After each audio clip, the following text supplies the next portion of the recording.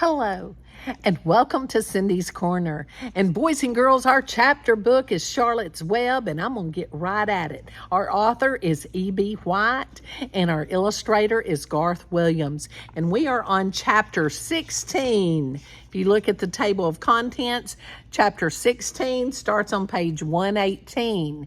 Follow along. Off to the fair. Having to go quick, because this is a long chapter, okay? So bear with me. Off to the fair. Look at that pig. What does it say? First prize.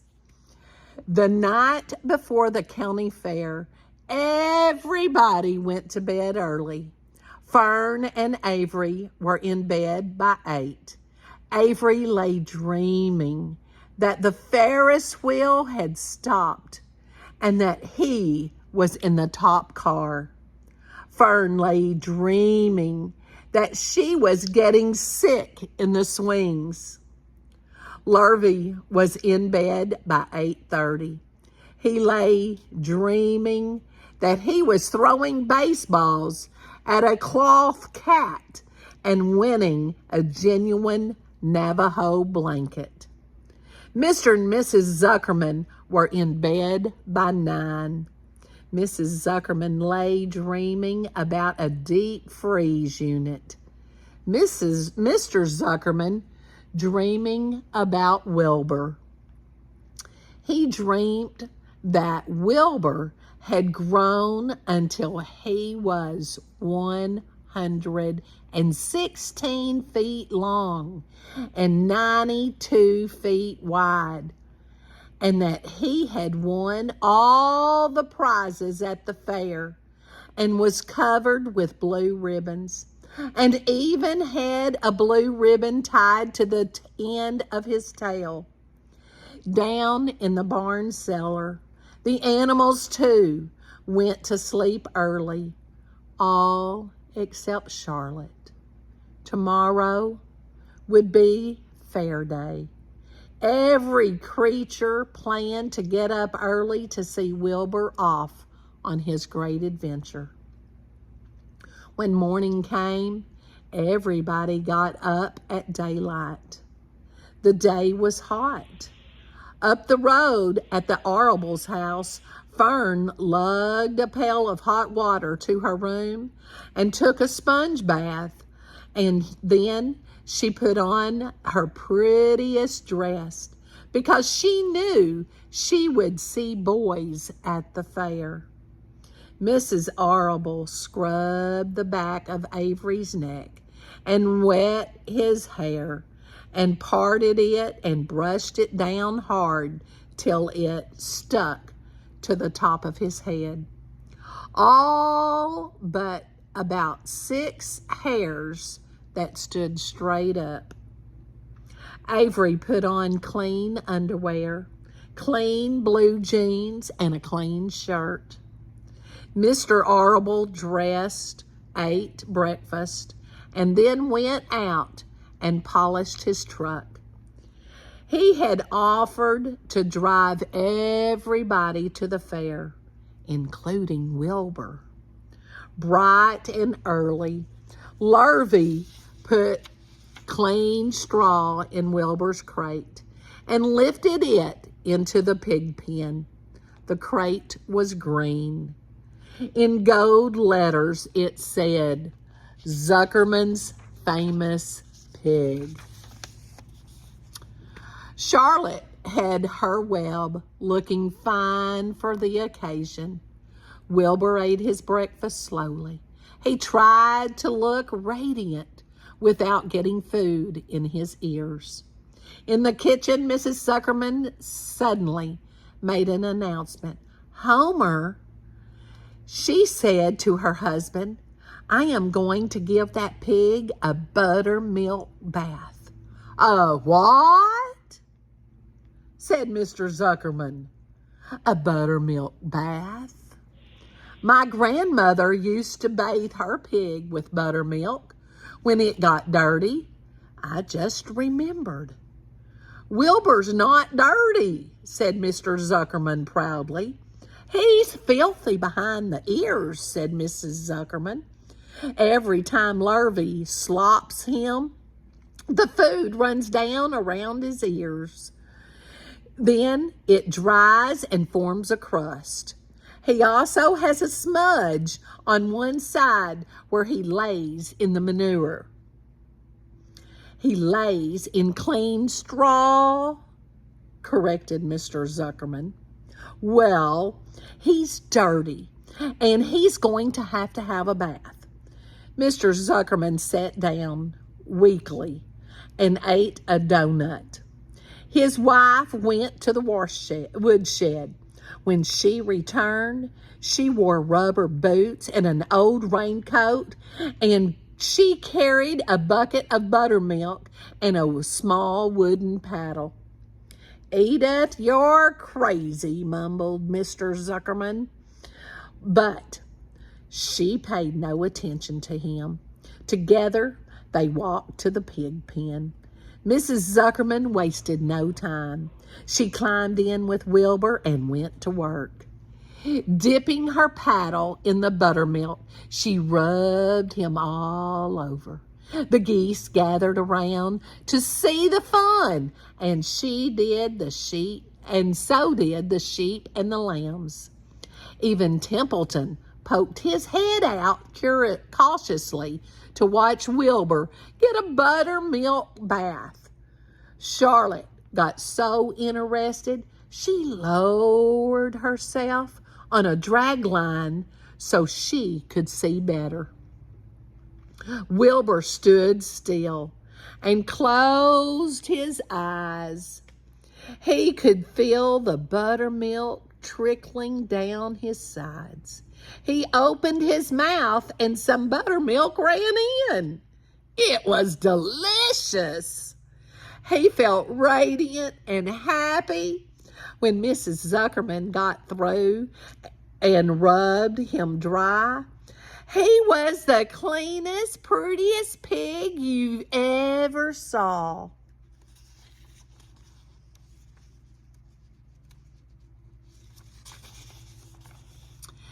He was pure white, pink around the ears and snout, and smooth as silk. The Zuckermans went up to change into their best clothes. Lurvy went to shave and put on his plaid shirt and his purple necktie. The animals were left to themselves in the barn. The 7 goslings paraded around and around their mother. "Please, please, please, take us to the fair," begged a gosling. Then all 7 began teasing to go. "Please, please, please, please, please, please, please, please, please, please." They made quite a racket. "Children," snapped the goose, "we're staying quietly at home. Only Wilbur is going to the fair." Just then, Charlotte interrupted. "I shall go too," she said softly. "I have decided to go with Wilbur. He may need me. We can't tell what may happen at the fairgrounds. Somebody's got to go along who knows how to write. And I think Templeton better come too. I might need somebody to run errands and do general work." "I'm staying right here," grumbled the rat. "I haven't the slightest interest in fairs." "That's because you've never been to one," remarked the old sheep. "A fair is a rat's paradise. Everybody spills food at a fair. A rat can creep out late at night and have a feast. In the horse barn, you will find oats that the trotters and pacers have spilled. In the trampled grass of the infield, you will find old discarded lunch boxes containing the foul remains of peanut butter sandwiches, hard-boiled eggs, cracker crumbs, bits of donuts, and particles of cheese. in the hard-packed dirt of the midway, after the glaring lights are out and the people have gone home to bed, you will find a veritable treasure of popcorn fragments, frozen custard drippings, candied apples abandoned by tired children, sugar fluff crystals, salted almonds, popsicles, partially gnawed ice cream cones, and the wooden sticks of lollipops. Everywhere is a loot for a rat. In tents, in booths, in haylofts. Why, a fair has enough disgusting leftovers food to satisfy a whole army of rats. Templeton's eyes were blazing. Is this true? He asked. Is this appetizing yarn of yours true? I like high living, and what you say tempts me. Is it true? Said the old sheep. Or, it is true, said the old sheep. Go to the fair, Templeton.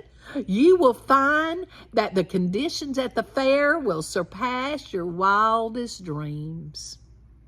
Buckets with sour mash sticking to them, tin cans containing particles of tuna fish, greasy paper bags stuffed with rotten... That's enough, cried Templeton. Don't tell me any more. I'm going. Good, said Charlotte, winking at the old sheep. Now then, there is no time to be lost. Wilbur will soon be put into the crate. Templeton, I must get in the crate right now and we must get in the crate and hide ourselves. The rat didn't waste a minute. He scampered over the crate, crawled between the slats, and pulled straw up over him so he was hidden from sight. All right, said Charlotte, I'm next. She sailed into the air, let out a drag line, and dropped gently to the ground. Then she climbed the side of the crate and hid herself inside a knothole in the top board. The old sheep nodded. What a cargo, she said. That sign ought to say Zuckerman's Famous Pig and 2 stowaways. Look out. The people are coming, shouted the gander. Cheese it, cheese it, cheese it. The big truck with Mr. Arable at the wheel backed slowly down toward the barnyard. Fern and Avery were standing in the body of the truck, hanging on to the sideboards. Listen to me, whispered the old sheep to Wilbur. When they open the crate and try to put you in, struggle. Don't go without a hassle, without a tussle. Pigs always resist when they are being loaded. If I struggle, I'll get dirty, said Wilbur. Never mind that. Do as I say. Struggle. If you were to walk into the crate without resisting, Zuckerman might think you were bewitched. He'd be scared to go to the fair. Templeton poked his head up through the straw. Struggle if you must, he said. Said he, but kindly remember that I'm hiding down here in this crate, and I don't want to be stepped on and kicked in the face or pummeled or crushed in any way or squished or buffeted about or bruised or lacerated or scarred or biffed. Just watch what you're doing, Mr. Radiant. When they get shoving you in." "Be quiet, Templeton," said the sheep. "Pull in your head. They're coming. Look radiant, Wilbur. Lay low, Charlotte. Talk it up, geese." The truck backed slowly to the pig pen and stopped. Mr. Arable cut the motor, got out, walked around to the rear, and lowered the tailgate. The geese cheered. Mrs. Arable got out of the truck. Fern and Avery jumped to the ground. Mrs. Zuckerman came walking down from the house. Everybody lined up at the fence and stood for a moment, admiring Wilbur and the beautiful green crate. Nobody realized that the crate already contained a rat and a spider. "That's some pig," said Mrs. Arable. "He's terrific," said Lurvy. "He's very radiant," said Fern, remembering the day he was born. "Well," said Mrs. Zuckerman, "he's clean. Anyway, the buttermilk certainly helped." Mr. Arable studied Wilbur carefully. "Yes, he's a wonderful pig," he said. "It's hard to believe that he was the runt of the litter. You'll get some extra good ham and bacon, Homer, when it comes time to kill that pig." Wilbur heard these words, and his heart almost stopped. "I think I'm going to faint," he whispered to the old sheep who was watching. "Kneel down," whispered the old sheep. "Let the blood rush to your head." Wilbur sank to his knees, all radiance gone, his eyes closed. "Look!" screamed Fern. "He's fading away." "Hey, watch me!" yelled Avery, crawling on the fours into the crate. "I'm a pig! I'm a pig!" Avery's foot touched Templeton under the straw. "What a mess!" thought the rat. What fantastic creature boys are! Why did I let myself in for this? The geese saw Avery in the crate and cheered. "Avery, you get out of that crate this instant," commanded his mother. "What do you think you are?" "I'm a pig," cried Avery, tossing handfuls of straw into the air. "Oink, oink, oink." The truck is rolling away. "Papa," said Fern. The truck, with no one at the wheel, had started to roll downhill. Mr. Arable dashed to the driver's seat and pulled on the emergency brake. The truck stopped. The geese cheered. Charlotte crouched and made herself as small as possible in the knothole so Avery wouldn't see her. "Come out at once," cried Mrs. Arable. Avery crawled out of the crate, on hands and knees, making faces at Wilbur. Wilbur fainted anyway. The pig had passed out. Said Mrs. Zuckerman. "Throw him on water." "Throw buttermilk," suggested Avery. The geese cheered. Lurvy ran for a pail of water. Fern climbed into the pen and knelt by Wilbur's side. "It's sunstroke," said Mr. Zuckerman. "The heat is too much for him."